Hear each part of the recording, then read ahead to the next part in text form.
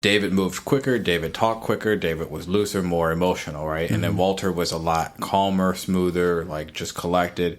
I mean, that takes practice. Like, that's a phenomenal great thing. acting job. Yeah, you definitely respect that. And then they had a fight scene, and you're like, what the hell? You know, like, it was interesting to me. One thing I thought, are we doing both pros and cons? Let me ask that right now. Are we just covering everything? We just try to stay pros now. Okay, just so we can go more into cons later. Okay. Yeah. You know, one of the things that I thought was really interesting was the relationships that they had with the synthetics. Yeah. There was always an emotional attachment to either synthetic, whether it was good or bad, with Shaw and David, and then Walter and Daniels, right? Yeah. So it's really weird how there's always these emotional relationships with the synthetics, but that was always a good thing because you always felt attached to synthetic. It wasn't a lost character, like, to your earlier point, the supporting cast. The supporting cast, they can get killed and you didn't care, right? You expected them to die. But the synthetic, who is not even a real human, you did not want them to die. Mm-hmm. So that, you know what I mean? They almost needed that relationship, and that was important. You felt the backstory to David, for example. Yeah. I did like that, you know, the eeriness, like when you talked about that as well. I did agree. There was some real eerie parts where even the music played into when they landed on that first spaceship and they're walking around. It's quiet, like, and it was eerie. And they really brought in that element of, like, you're looking around too, and you can tell, like, the trees are chopped down at something big, and you already kind of know what's going to happen, but at the same time you don't know. Mm-hmm. You know, and then I did like that they tied up a little bit of Shaw, a little bit of Prometheus when they showed the ship coming down. They showed what he did to the engineers. Yeah. Like, they showed all of that. I mean, they really showed a lot of it. And when David showed up with his robe on, he's looking like Assassin's Creed a little bit. A little bit, yeah. Like, it was funny in a good way, but like they showed him in this hero's light. Yeah. I did like that as well. So there was a lot of pros that you can pull out of this and a lot of moments that you can pull out of it that I thought were great if you're a fan of sci-fi and aliens and Ridley Scott. Like, he has these flashes. Yeah. The whole thing with, like, Walter and David, it reminded me a lot of Ash from Alien 1 and then Bishop from Alien 2, like, if they met each other. Yep. You know, like, what would happen if they met each other? I think Covenant pretty much did that with Walter and David. You know, the dynamic, the back and forth, and, like, you know, their ideologies and all that stuff. I thought that was really done well. Yeah, and that's what this movie did, is it referenced back. There was a lot of lines, like the motherfucker line, like that line. When she said that to it, I think Ripley said that to the Alien too. I want to say in the third one or maybe even the second one. I don't remember which one it was, but there was a lot of lines that, like, they really just referenced back to the original Aliens movies. So I really like that as well. I mean, you have to appreciate it, whether it was timed right or not. I still think it was great. Yeah. And that scene on the platform when she's like she was kind of like we talked about earlier, she has some good scenes where she was just not scared of it at all. Yeah. I don't know if I believe that or not. It came out of nowhere too. Yeah, also she's not scared of it. Everybody else was terrified, and why was she not scared of the xenomorph at all? Like, that thing was crazy looking. Yeah. Like, everybody else was running. She's like, I'll go out there and fight it with a knife. I'm like, dude, were you kidding me right now? Yeah. So, like, but either way, like, at least she was the hero. They pitted her as a hero, and I thought that was a pro. Like, if you're going to be a hero, be a hero. Yeah. You know what I mean? So I still think that's a pro in a lot of ways. I think that's it. How about you, Elvis? My pros, I guess I'll start with, like, what I had before. This is a beautiful movie. Like, it's like every scene is breathtaking. You're just like wow, like, you just see what technology can do nowadays, and it's like Ridley Scott is, like, he's still up there. Like, he's up there in age, and he's, like, still, like, putting some of the best visual effects. Like, I wouldn't be surprised if it doesn't at least get nominated for an Oscar, because it's like, at least for visual effects, it was beautiful. There was not one part where I was like, oh, that CGI looked a little bad. Like, it was like everything looked amazing to me. But that's a big thing for me. And also, I felt like it did answer some of the questions that we had from Prometheus, like exactly where Shaw and David were going, and they showed it in one of the trailers too, which was like kind of weird for me. I'm like, I want to see that scene, how they got there, but they didn't show it. They just showed them getting there. They didn't even show Naomi Rapace. No, they didn't show Shaw at but they all. said that she was not going to be in the movie, so it was like kind of like, I'm like, okay, but then it shows them landing, and then you see the engineers, you see their planet, you see their people, and I'm like, that was like pretty cool for me because I'm like, okay, at least they went through with that and they actually went to the planet where they said what they were going to do in Prometheus. So that answers some of the questions. And David, when he was talking to Walter, like talking about like how they got there, and then you see him with the little pods, like he's like, I don't even care. He's like, you guys the engineers probably started the humans, but it's like, I don't care. He's like, they're not worthy of like getting a restart. Just eviscerated all of them. Right. And it was like, that's when you know he's evil, because it's like, wait, the engineers didn't do anything. Like that we know of. Well, no, remember in Prometheus they killed one of the planet. humans. Well, I mean the planet. Yeah, the planet. Like when he kills the whole planet of them. Yeah, I'm like, he killed all of them. I'm like, what? But and I was like, that's kind of weird for me because I was like, he's just like a like why? Like why? Yeah. Because you're jealous, like because you're not a human. Well, but Jesus touched on it too. The God complex, right? He kills the Maker, right? Yeah, because the Maker's unworthy. I mean, it's pretty much also like because I actually watched Prometheus the day we watched Covenant. So apparently there was a civil war between the engineers, the creators, and the destroyers. And after watching Covenant, I actually did some little bit of research, and I guess the destroyers, that's where David went to drop all that black goo on them. Yeah. So it's pretty much the creator, which is the engineers, the creators. They created the humans. They wanted to wipe out the humans. Humans stopped the destroyers from wiping out the humans.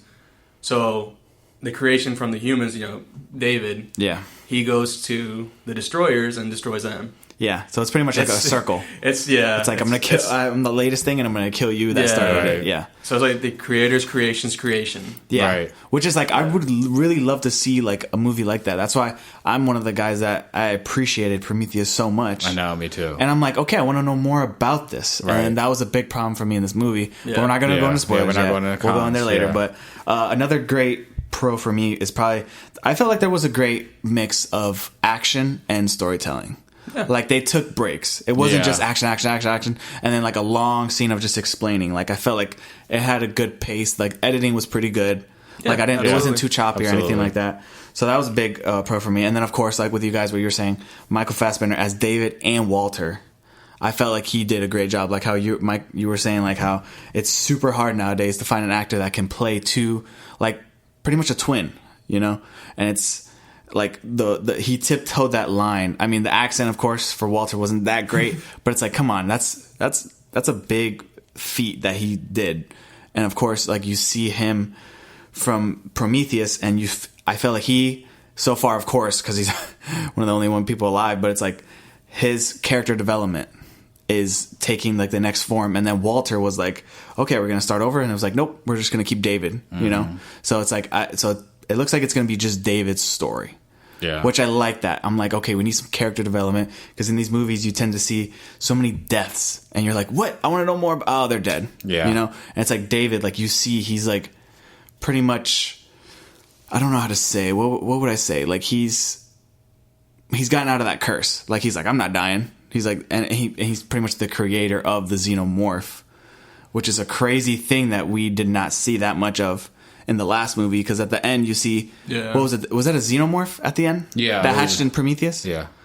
So the white ones were the neomorphs, and then the actual xenomorph is the black one that he the black one that he created. But I'm saying at the end of Prometheus, at the end of Prometheus when it hatched, what was that? I'm thinking that's a neomorph. Was it a neomorph? Because it was black and everything. Yeah, I'm not too sure. But the crawler ones are actually aliens. So that comes from that's the one that comes out of the pods. Yeah. That's the one that comes out of the pods. Those are the xenomorphs. That's what David said. That was his success, pretty much. Yeah. Right. But, yeah.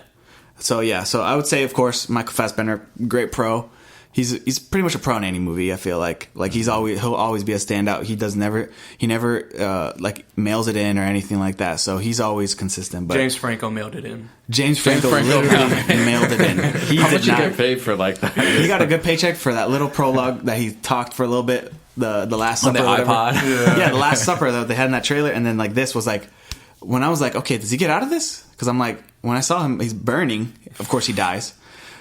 He has that one scene on the iPod. Remember when she was watching the iPod and he's like hanging from the I know, but he probably did that in real life, and he was probably like just sent. It was a sequel to 127 Hours. For real. That's what I thought for a second. But I mean, I guess that was most of my pros. I mean, if you want, we can start heading to cons now. Yeah, we can do that. We can start into cons. Yeah. What do you think, Jesus? What are some cons for you? Now, for me, cons, like I said, the side characters, weren't that good. And I mean, you see people dying in this movie, like that one chick that got her head ripped off or something by that neomorph. I didn't really care for her too much. You know, like in Aliens 2 and all that stuff, you care for the characters who die and all that stuff. Aliens 1, you also care. Yeah. I feel like Ridley Scott dropped the ball on that one.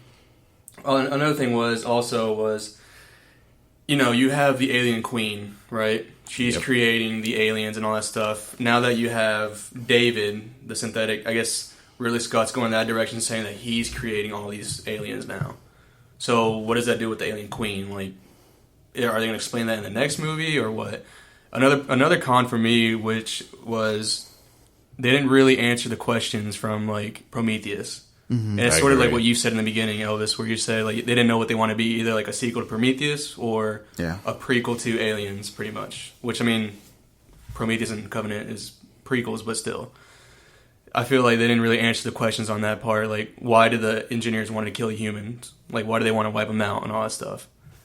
And also, like, I really wish they would have like shown like what exactly happened to Shaw. Like I liked her in Prometheus. I thought she was good. I wish they would have shown exactly what happened.